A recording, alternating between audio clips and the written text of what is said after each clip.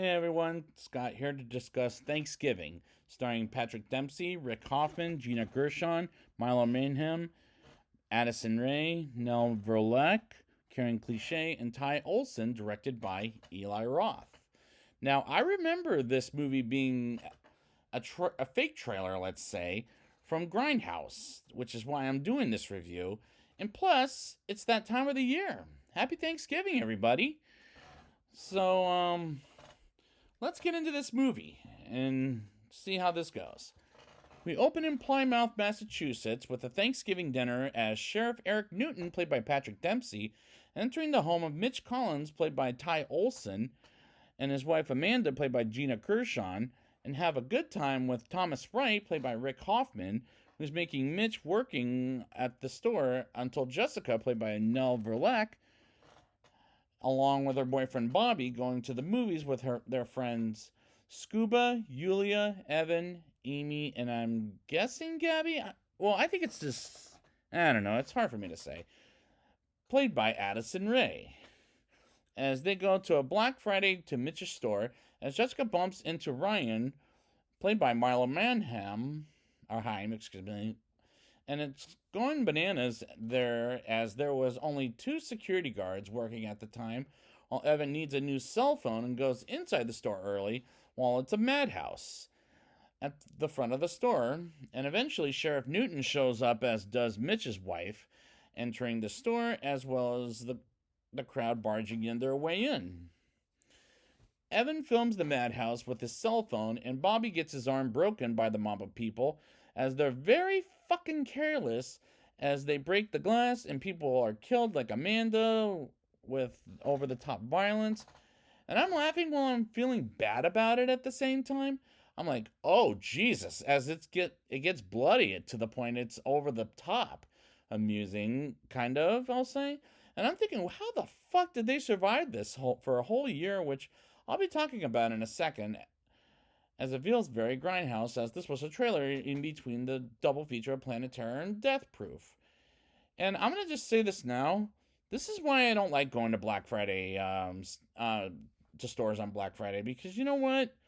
People kill each other there. It's just ridiculous. And kudos to director Eli Roth for making this fake trailer into a movie, as it's entertaining the hell out of me from start to finish. We move on 1 year later as Jessica moved on and is now dating Ryan, and Bobby disappeared on her, as Evan puts it on the internet, and everybody blames Thomas for having another Black Friday sale the day after Thanksgiving, as they should keep it closed, which I agree with, as Sheriff Newton stops by to get extra coffee at the town's diner, as they hand out a John Carver mask, who was the Thanksgiving guy, I'll say, from, I forget, the 1600s. So, tell me something in the comments. I'll see if I can get better facts from that.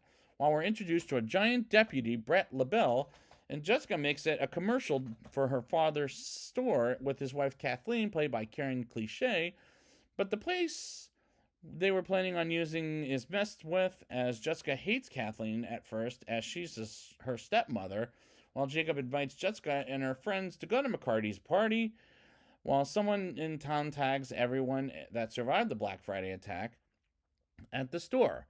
And Bobby is back in town, and the John Carver killer is after the surviving victims, and all the acting is pretty bad, sure, but I'm surprisingly liking the characters in this movie, as they were relatable. The John Carver killer, let's call him, goes out after the waitress at the diner, and she almost escapes until he runs her ass over and smashes her in half. And that was funny, but at the same time, I feel bad for laughing at this point, as it's over the top hilarious. While the John Carver killer is tagging Jessica and her friends, and we get to Detective Peter Chu, and Lonnie offers Jessica and her friends to the party, invites them to the party again, which is a bad idea at this point. Jessica and her friends go to the Sheriff Newton to report the crimes of the John Carver killer, while Jessica is approached by Bobby, and they talk until Ryan gets involved, and Sheriff Newton asks Bobby to come into his office, and the dialogue is corny to listen to, as I'm laughing my ass off. One of the security guards goes on a vacation with someone whom we never see again for the rest of the movie, as the security guard gets killed by the John Carver killer. When I first saw this movie, I said, please, for the love of God, don't kill the cat. As he had a cat until he killed until he gets killed, but luckily he ends up feeding the cat food and never did a thing to the cat except petting it, which I thought was which made me happy. And the killer puts the security guard's head on the plate. And this movie isn't scary. It is more laughable in an entertaining way. Jessica and Bobby go to Sheriff Newton after she gets the camera footage of Sheriff Newton saying, be careful who you trust, which makes me think, uh-oh, I think I know where this movie is going, as I'm guessing Sheriff Newton is the bad guy. And I'll get there when I get to the end of the movie, as it might be that predictable. But I'm so far enjoying myself watching the movie. Bobby goes up to Ryan, and Ryan is in this Thanksgiving parade, and he's led to believe that he's a bad guy, but my money was on Sheriff Newton at this point, while a football player and a cheerleader go someplace quiet where she practices her cheerleading in front of him, and the John Carvey killer kills them both, which leads to the football game getting canceled as Gabby gets Evan inside the school, and they get killed off screen by the John Carver killer, so I'm led to believe, and almost kills Jessica until she sees what's behind her and goes after her. And it was doing some clever things for a cat and mouse game, as she hides on the heads of the mannequins and gets out of there alive, which is clever. Sheriff Newton gets more information about the killer while Bobby and Ryan get into an argument and almost get into a fist fight. And Jessica says she doesn't want to see either of them ever again, while Yulia gets taken by her father and they're going to Florida, which is not the best acted scene in my opinion. McCurdy is having a party while he's asked about who's Black Sabbath, and I thought, the band? Really? As Scuba and Jessica arrive at the party to get a gun from McCurdy, and I did like that scene, but I just didn't like the way that kid said, who's Black Sabbath again? And I'm thinking, oh, Jesus Christ. Yulia and her father, Pachin, pack up to go to Florida while a deputy gets shot, and Yulia puts on a contact in her eyeball. And I have to confess, I have a phobia of eyeballs. And when she puts that contact in her eyeball, I had to look away as that bothered me. And the father is killed by the John Carver killer, and Yulia gets stabbed in the ears, and that was clever, I guess. And Jessica and Scuba gets to her house, and they encounter the killer, showing them Evan and Gabby are alive, but Yulia gets killed by the mechanic saw that cuts wood, and that death was an interesting choice.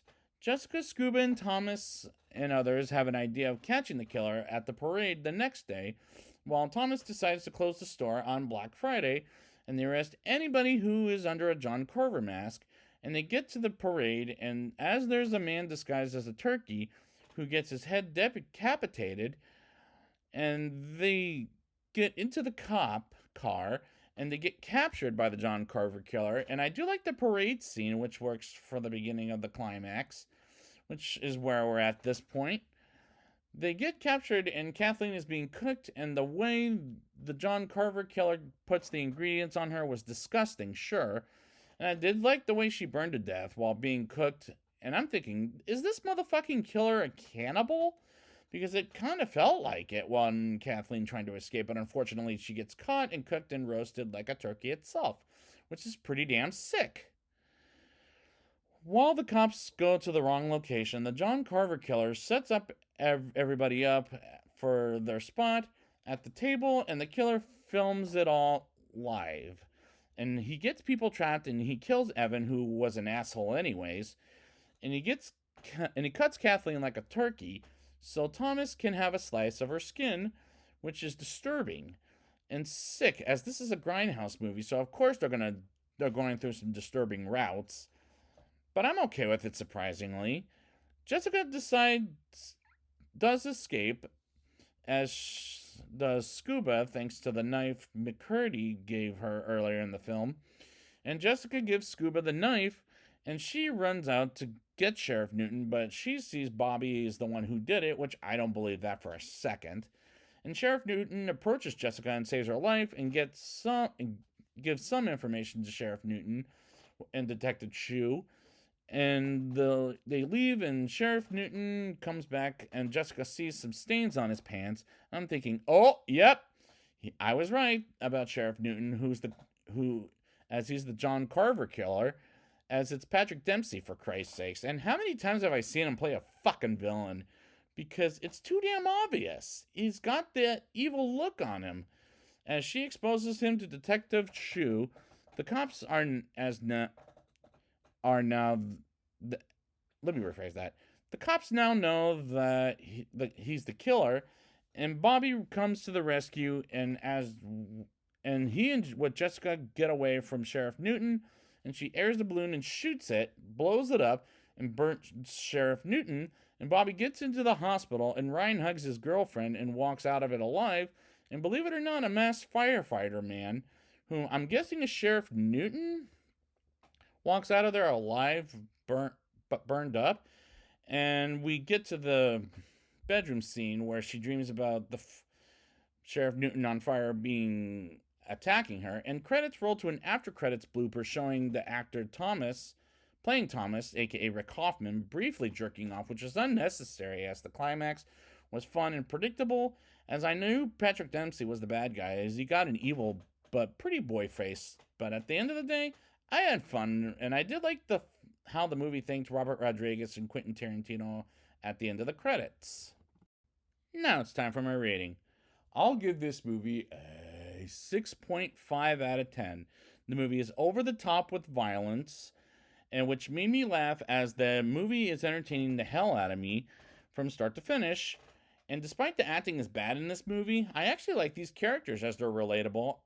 I laughed my ass off at the dialogue, as this is corny as hell to listen to, as this movie isn't scary, it's more laughable in an entertaining way. And kudos to director Eli Roth for making the fake trailer in between Planet Terror and Death Proof into a movie, but at the same time, it was a little predictable. But I enjoyed myself watching this movie right at the end of the day. The movie is clever at times, and the deaths were kind of clever in a way. It made me laugh. And this is an enjoyable time as a Thanksgiving movie, as I'm going to give this movie a recommendation to watch for over the holiday. If you like horror movies, like I do, like some of them, for example. And if you're a fan of the holiday, that's another way to do it, if you also like horror movies. So I would like to thank you guys for joining me for this review. And until then, happy Thanksgiving, everybody.